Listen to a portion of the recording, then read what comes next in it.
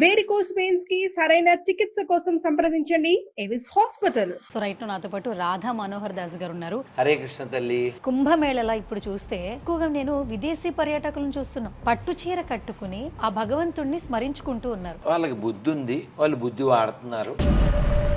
మనమేమో స్నానం అనే కాన్సెప్ట్ లేకుండానే సండే కదా. ఇదే ఒక మంచి పాయింట్ వచ్చింది యాక్చువల్ మీరు మాట్లాడిన దగ్గరే. 3 పూట్ల స్నానం చేసేవాళ్ళు 1 పూట మాత్రమే చేస్తున్నారు లేదో ఒక డౌట్ వస్తుంది. దీన్ని మీరు అగ్రీ చేస్తారా చేయరు? ఎందుకు అగ్రీ చేయాలి? శుభ్రంగా లేని పందుల గురించి. సో ఈ మధ్య కాలంలో అఘోరాలు వచ్చేస్తున్నారు సోషల్ మీడియాలో. నిజంగానే అఘోరాలు నమ్మొచ్చు అంటారా? ఇప్పుడు మాట్లాడుతున్న వాళ్ళు అఘోరాలేనా?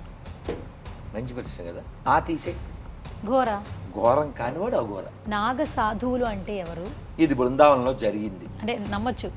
అమ్మ చరిత్ర కదమ్మా. హాయ్ హలో నమస్తే, this is Suvarna. Welcome to Suman TV. పరిచయం అక్కర్లేని పేర్లు కొన్ని ఉంటాయి.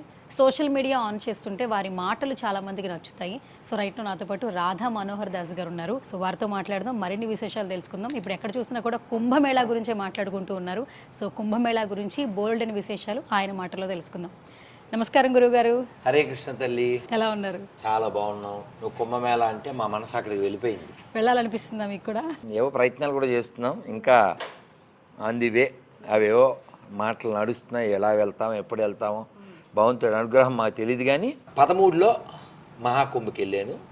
భగవంతుడి అనుగ్రహం ఇప్పుడు కూడా తీసుకెళ్తే ఐ మోస్ట్ ఫార్చునేట్, భాగ్యవంతుని. కానీ ఇది గొప్ప అనుభూతి. ఎందుకంటే అసలు తప్పిపోతే ఇంక వెతుకుంటూ ఉండాలి క్యాంపుకి రావడానికి. ఎటు చూసినా జనం జనం జనం, ఎంత జనమో. కానీ great event on earth, not India. ఎందుకంటే ఏమిటి 5 రోజులకు 10 కోట్ల మంది స్నానాలా? అది కూడా వచ్చిన వాళ్ళందరికీ ఫ్రీ ఫుడ్డా, ఫ్రీ వాటరా? ఇది ఇప్పుడేదో గవర్నమెంట్ చేస్తుందా అని అనుకుంటారేమో. సహజంగానే అటువైపు ఉండేటువంటి ఉత్తర భారతంలో ఉత్తమ గుణం ఇవ్వడం ఇక్కడ కూడా ఉంది, నో డౌట్. ఇప్పుడు గవర్నమెంట్ సాధువుల పరిపాలనలో ఉంది. ఇంకా ఆయన ఇవ్వకుండా ఉండడు. కొందరికి చమ్కీలు ఇస్తాడు, కొందరు దమ్కీలు ఇస్తాడు. ఇవ్వాల్సింది ఇచ్చేస్తూ ఉంటాడు. అనే మొహమాటలు నేను అడగదు బుల్డోజర్ బాబా. మా గత అనుభవం 2013లో మేము అలా స్నానం చేసి వస్తున్నాం. ఎండ అలా ఇసుకలో నడుస్తూ ఉన్నాం. అలా బోల్డ్ అన్ని టెంట్లు, ఒక క్యాంప్, వాళ్ళందరూ భజనలు కీర్తనలు ఎవరో అలా కొన్ని చూస్తాం కదా.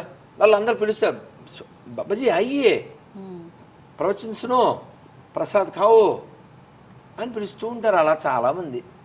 సరే ఎక్కడో లహసున్ ప్యాజ్ నయేనా నీ ఏ కుంభ హై, మహాకుంభ హై, ఏ ఆశ్రమ హై, యా ఐసా నై అని చెప్తారు. ఉల్లి వెల్లుల్లి మనకు వెల్లు కదా తినం. సరే మొత్తానికి ఎక్కడో ఒక చోట కూర్చున్నాం.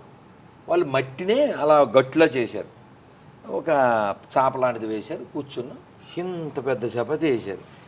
అదే పరోటా అయిపోతాం కదా. ఒక్కదానికి అయిపోయింది మాకు. అంటే ఒక్కటి తినేసరికి అదేం మామూలుగా లేదు, హెవీగా ఉంది. ఇంకా లేచిపోతున్నాం మేము. బాబాజీ అవరేకు రోటీ కావా, ఇంకొకటి అన్నారు. నేనే పేట్ భరా బాబా మరి జాయింగా. నేనే ఏ పుదీనా కా రోటీ అయ్యి అన్నాడు. మేమన్నా అల్లులమా బతిమాలడానికి? నేను బయటకు వచ్చి అన్నాను, బతిమాలి పెడుతున్నారు అతిథులకి. అదే మన వాళ్ళు అయితే వ్యాపారం చేసేద్దరు ఇక్కడ 10 రూపాయలు 100 రూపాయలు అని. ఇలాంటి ఎక్స్పీరియన్స్ పొందిన వాళ్ళలో అమర్నాథ్ వెళ్ళిన వాళ్ళు కూడా పొందుతారు. అటువంటి నేలలో పుట్టాం. ఇటువంటి గొప్ప కార్యక్రమాలు జరిగే కాలంలో మనం ఉన్నాం. సో నేను ఒక్కనే అదృష్టవంతుని కాదు, మనమందరం అదృష్టవంతులు. ఓకే. సో గురుజీ, కుంభమేళలా ఇప్పుడు చూస్తే అంటే సనాతన ధర్మాన్ని ప్రేమించే వాళ్ళు హిందువులు ఎలాగో వెళ్తారు, ఓకే. ఇప్పుడు ఎక్కువగా నేను విదేశీ పర్యాటకులను చూస్తున్నాం. ఎక్కడ చూసినా కూడా అంటే మన హిందూ సాంప్రదాయాలు కావచ్చు, మన సిద్ధాంతాలు కావచ్చు, వాళ్ళు అంత బాగా గౌరవిస్తున్నారు. మొన్నటికి మొన్న కోటి దీపోత్సవం జరిగింది.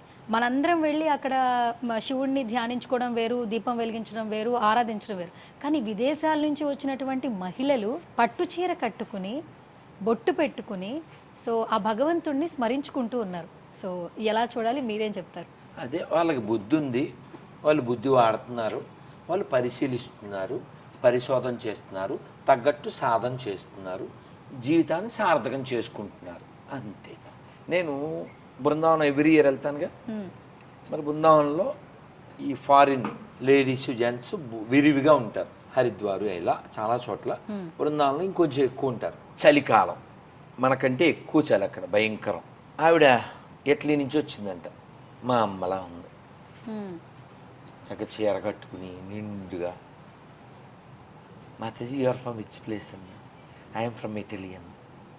పొద్దున హారతికి వెళ్తే ఆ చలిలో హారతి ఇచ్చాక అవి ఉంటాయి కదా, హారతి ఇచ్చిన కుందులు అవి, అవన్నీ తోగుతుంది. అవి I'm very lucky, I'm fortunate to serve Radhakunj Bihari అంటున్నారు.